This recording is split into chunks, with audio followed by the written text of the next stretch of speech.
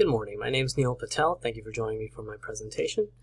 Our research pertains to the evaluation of a non-novel sampling method to detect the presence of Mycoplasma gallisepticum, or MG for short, in wild birds in North Georgia, as opposed to traditional tissue sampling. MG is a bacterial pathogen that can infect a variety of avian species and can cause chronic respiratory disease in many forms, including conjunctivitis and infectious sinusitis.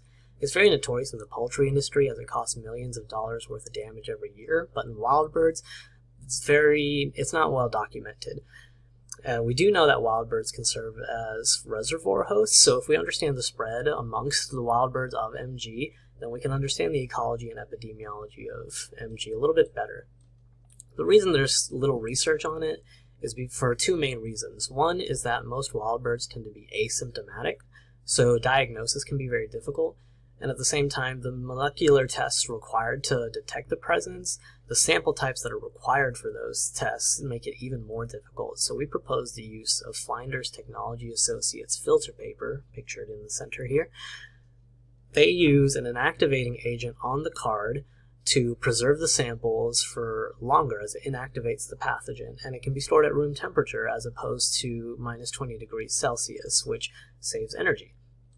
We'll see right here that Georgia Audubon Society Project Safe Flight provided our birds to us, and whenever possible we extracted duodenum loop, lungs, and trachea. And the tissues were then implanted on the FTA cards here in this image to the left, and then the tissue were bagged on the right and stored accordingly.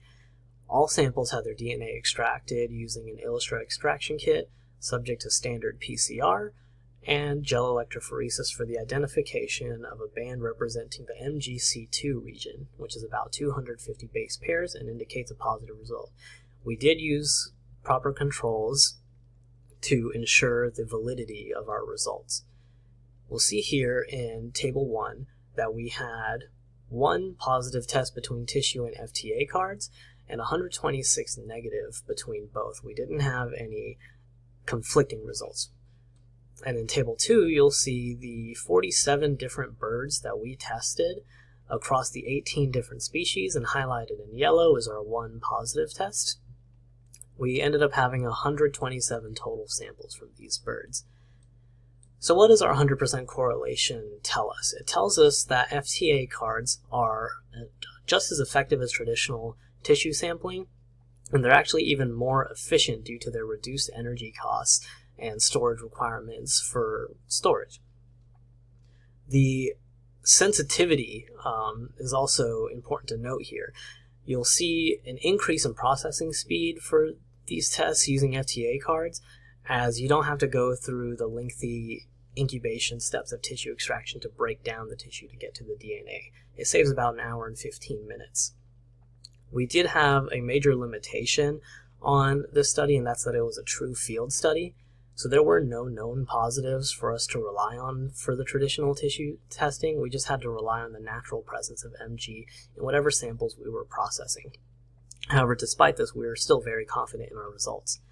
Our next steps will be to continue monitoring songbirds, build up even more confidence in our results, and then soon we'll be sending our positive samples out for DNA sequencing for bacterial strain differentiation, where we can see how maybe one strain of bacteria interacts differently with different populations of birds, or maybe severity of the disease can be linked to the bacterial strain.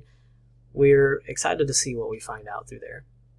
I would like to thank GURC for allowing me the time and opportunity to present today. I would also like to thank Georgia Audubon Society, Dr. Linda Purvis, and Professor Don Drumtra for making this whole research possible. Lastly, I would like to thank each and every one of you for joining me for this presentation, and I will be available in the comments section from 10 a.m. to 12 p.m. on October 24th for further questions. Thank you.